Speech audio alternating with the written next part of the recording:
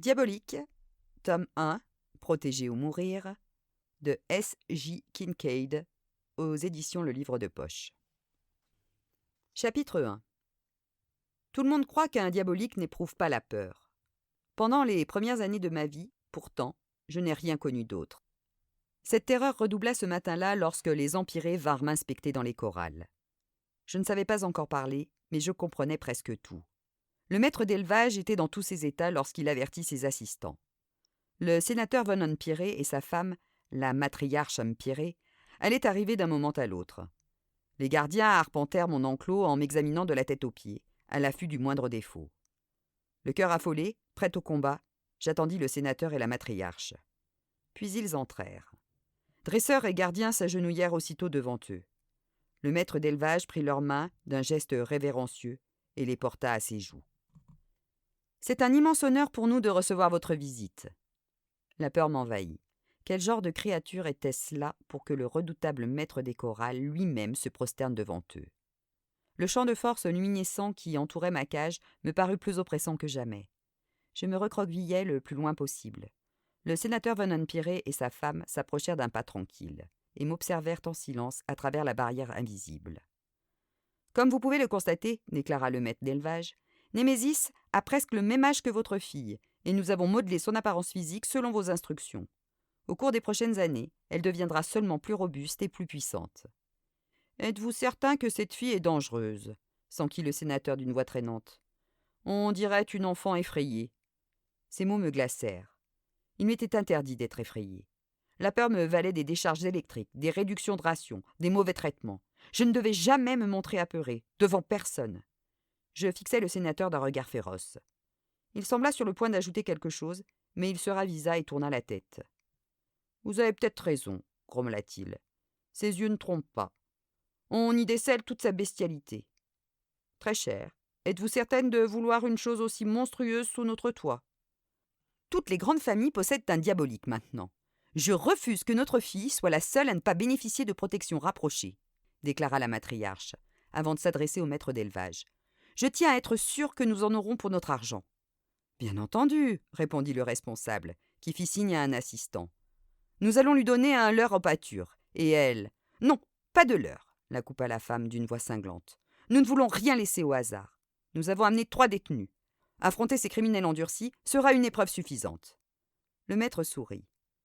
Bien sûr, grande von Empyrée, on n'est jamais trop prudent. Il existe tellement d'éleveurs incompétents. Némésis ne vous décevra pas. La matriarche adressa un hochement de tête à quelqu'un que je ne voyais pas. Le danger que je flairais depuis le début se matérialisa devant moi. On fit venir 3 hommes aux mains entravées par des chaînes. Je me plaquai davantage contre le champ de force, dont je sentis les vibrations magnétiques dans mon dos. Une boule glaciale se forma dans mon ventre. Je savais ce qui allait se passer. Ces hommes n'étaient pas les premiers qu'on me présentait.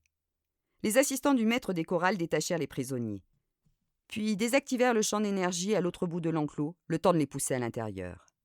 Terrorisé, j'avais du mal à respirer. Je ne voulais pas faire ce qu'on attendait de moi. Je refusais de faire couler le sang. Après m'avoir regardé, un des détenus se tourna vers la petite assemblée. « C'est quoi ça ?» demanda-t-il. « C'est évident, non ?» répondit la matriarche en saisissant le bras du sénateur. Après avoir échangé un regard satisfait avec son mari, elle s'adressa aux hommes d'un ton très aimable. « Vous êtes ici à cause de vos crimes, mais nous vous offrons une chance de vous racheter. Tuez cette fillette et mon mari vous accordera sa grâce. » Les hommes ouvrirent des yeux ronds. Le sénateur hocha la tête. « Je tiendrai parole. » Un des malfrats jura avec véhémence. « Je sais ce que c'est, ce machin, déclara-t-il. Vous me prenez pour un imbécile? Pas question que j'en approche. »« Si vous n'obéissez pas, vous serez exécutés tous les 3, rétorqua la femme avec un rictus glaçant. Maintenant, tuez cet enfant. Les détenus m'examinèrent et, au bout d'un moment, le plus robuste d'entre eux afficha un grand sourire narquois. « C'est qu'une gamine, je vais lui régler son compte. Viens par ici, petite. » Il avança vers moi d'un air menaçant. « Vous voulez que ça saigne ou que je lui brise juste la nuque ?»« À vous de choisir, » répondit la matriarche. La confiance du premier criminel enhardit les autres, et l'espoir de retrouver la liberté enflamma leurs regards. Mon cœur battait à se rompre. Je ne possédais pas les mots pour mettre ces hommes en garde, et même si j'en avais été capable, ils ne m'auraient pas écouté. Leur meneur m'avait qualifié de gamine, et c'était ainsi qu'ils me voyaient à présent. Cette grave erreur allait leur coûter la vie. D'un geste imprudent, le colosse essaya de s'emparer de moi. L'odeur de sa sueur toute proche déclencha un instinct enfoui au plus profond de moi. Le même mécanisme se répétait chaque fois. J'étais terrifié. Puis tout à coup, la peur s'évaporait. Une violente colère emportait tout sur son passage. Je lui mordis la main si fort que son sang jaillit. J'en sentis la chaleur et le goût métallique dans ma bouche. L'homme poussa un cri aigu et tenta de se libérer, mais c'était trop tard. Je lui saisis le poignet, m'élançai vers l'avant et lui cassai le bras. Je lui assénai ensuite un grand coup de pied dans la jambe. Lorsqu'il s'effondra, je bondis et l'achevai en abattant mon talon sur son crâne. Un autre prisonnier se tenait tout près. Se rendant compte qu'il s'était montré trop téméraire lui aussi, il hurla d'effroi. Mais il n'eut pas le temps de fuir. J'étais trop rapide. D'un coup fulgurant, je lui brisai le nez avec la paume. Il s'écroula, le cerveau perforé par un éclat de cartilage. J'enjambai les 2 cadavres pour m'occuper du 3e homme, celui qui avait eu le bon sens de me craindre au début. Il lâcha un cri aigu et se laissa tomber contre le champ de force, se recroquevilla comme je l'avais fait plus tôt. Le corps secoué de sanglots, il leva ses mains tremblantes pour se protéger. « Non, pitié, je t'en supplie, épargne-moi !» Ces paroles me firent hésiter. Depuis que j'avais vu le jour, ma vie n'était que violence. Je devais repousser des agresseurs, tuer pour éviter la mort, tuer pour ne pas être tué. Auparavant, seule une de mes victimes avait imploré la clémence. Je n'avais alors pas su quoi faire. Et ce matin-là, devant cet homme recroquevillé, un trouble semblable m'envahit et me paralysa. Comment devrais-je réagir ? « Némésis !» La matriarche fut soudain juste devant moi. Seul le champ de force nous séparait. « Me comprend-elle si je lui parle ?» demanda-t-elle au maître d'élevage. « Ils ont assez d'humain en eux pour capter quelques mots, mais elle n'apprendra pas à répondre avant que les machines interviennent sur son cerveau. » La matriarche hocha la tête et se tourna de nouveau vers moi. « Tu m'as impressionné, Némésis. À présent, j'ai une question pour toi. As-tu envie de quitter cet endroit ? Désires-tu avoir une chose précieuse rien qu'à toi, que tu couvriras d'amour et protégeras coûte que coûte, ainsi qu'un foyer où tu vivras dans un confort inouï ? » L'amour, le confort, ces mots m'étaient étrangers.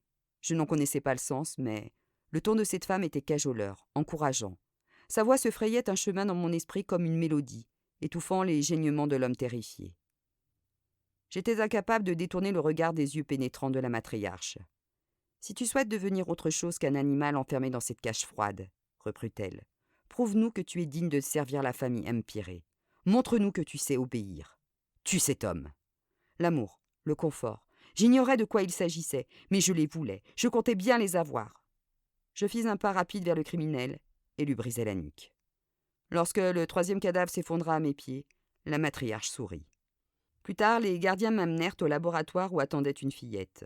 Pour sa sécurité, on avait entravé mes poignets et mes chevilles avec des anneaux d'acier épais, doublés d'un arceau externe d'électricité luminescente.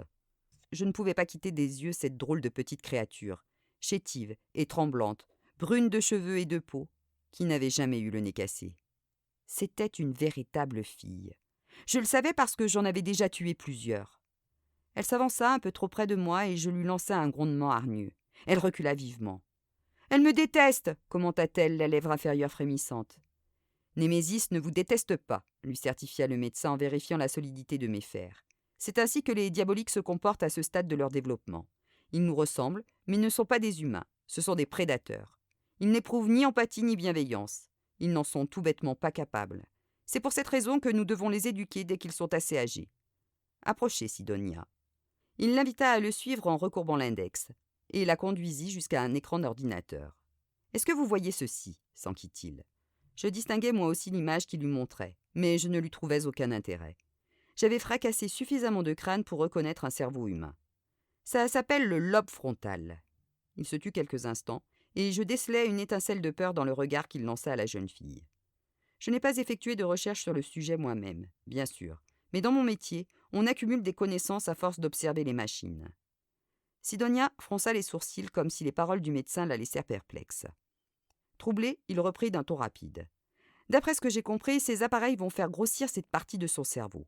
Ils vont rendre Némésis plus intelligente. Elle va apprendre à communiquer avec vous et à réfléchir. Ces machines vont aussi amorcer la création des liens affectifs. Et ensuite, elle m'aimera bien ? Elle sera votre meilleure amie. Elle ne sera plus aussi hargneuse alors ? » La voix de Sidonia paraissait fluette. « Les diaboliques sont agressifs parce qu'on les a conçus ainsi. Mais Némésis ne dirigera pas son agressivité contre vous. Elle n'aimera jamais personne d'autre que vous dans tout l'univers. Si quelqu'un cherche à vous faire du mal, en revanche, tant pis pour lui. » Sidonia eut un sourire timide. « Maintenant, ma chère enfant, déplacez-vous pour qu'elle vous voie. Le contact visuel est essentiel pour la réussite du processus. » Le médecin fit venir Sidonia face à moi, assez loin pour que je ne puisse pas l'atteindre, en évitant d'approcher la main de ma bouche de peur que je la morde. Il appliqua des électrodes de stimulation sur mon crâne. Peu après, elles se mirent à bourdonner. Je ressentis des picotements dans ma tête, des points lumineux virevoltèrent devant mes yeux. Ma haine, mon besoin de détruire et mon envie de tout réduire en miettes commencèrent à s'atténuer. Il y eut une deuxième décharge, puis une troisième. Alors que je fixais la fillette assise devant moi, un sentiment nouveau naquit en moi, une sensation que je n'avais encore jamais éprouvée. Un grondement constant retentissait dans mon cerveau. Il me modifiait, me modelait. Je voulais aider cette petite fille, la protéger. Le bourdonnement continua longtemps, puis il s'éloigna comme si rien d'autre que Sidonia n'existait au monde. Pendant les nombreuses heures que dura l'opération, le médecin effectua des tests. Il autorisa Sidonia à s'approcher un peu plus, puis à avancer son siège tout près de moi. Le moment décisif arriva. Seule, en face de moi, tremblante comme une feuille, Sidonia se leva. Par précaution, le médecin braqua un pistolet à impulsion électrique vers moi, puis d'un geste rapide actionna l'ouverture de mes fers. Je me redressai et me libérai. La jeune fille prit une inspiration nerveuse qui souleva sa poitrine frêle. J'aurais pu lui briser le cou si facilement. Même si l'on m'avait lâché devant elle comme devant toutes celles que j'avais tuées auparavant, j'eus un mouvement de recul à la seule perspective de lui faire du mal. Je m'approchai afin d'observer plus en détail cette créature délicate d'une valeur inestimable, dont la survie m'importait à présent plus que la mienne. Comme elle était petite et fragile. Je m'interrogeais concernant le sentiment qui m'animait, qui rougeoyait dans ma poitrine comme des braises ardentes. Sa simple présence m'envahissait d'une chaleur formidable. Lorsque je caressai sa joue douce, Sidonia tressaillit. Je contemplais ses cheveux bruns, si différents des miens qui étaient d'un blond très clair, presque blanc. Je me penchai pour examiner l'iris de ses grands yeux. Il débordait d'une peur que je voulais voir disparaître. Je posai les mains sur ses bras et me tins tout à fait immobile dans l'espoir de l'apaiser. Sidonia cessa de trembler. Sa frayeur s'effaça et ses lèvres s'incurvèrent. Je m'efforçai de l'imiter. Sourire m'était étranger, mais je le fis pour elle. C'était la première fois de ma vie que j'agissais pour rassurer quelqu'un d'autre que moi-même. « Bonjour, Némésis, » susurra-t-elle avant de déglutir bruyamment. « Moi, c'est Sidonia. » Une ride se creusa entre ses sourcils, puis elle plaqua la paume contre sa poitrine. « Si-do-nia. » Je fis comme elle et à mon tour tapotai ma poitrine. « Sidonia. » Elle rit. « Non, fit-elle. » Elle prit ma main et la posa sur son cœur, dont je sentis les battements affolés. « Sidonia, c'est moi. Mais tu peux m'appeler Donia. »« Donia, répétai-je. » Elle afficha un sourire qui m'emplit de chaleur, de contentement, de fierté. Elle se tourna vers le médecin. « Vous avez raison, elle ne me déteste pas. » Il hocha la tête. « Némésis est liée à vous maintenant. Elle ne vivra et ne respirera que pour vous à jamais. »« Moi aussi je l'aime bien, » déclara Donia en me souriant. « Je crois que nous allons devenir amis. » Le médecin eut un petit rire. « C'est exact. Je vous jure que Némésis sera la meilleure amie que vous aurez jamais. Elle vous adorera jusqu'à votre dernier souffle. » Enfin, j'eus un mot à mettre sur ce sentiment, cette nouvelle sensation étrange mais fantastique qui brûlait en moi, celle que la matriarche Empyrée m'avait promise, l'amour.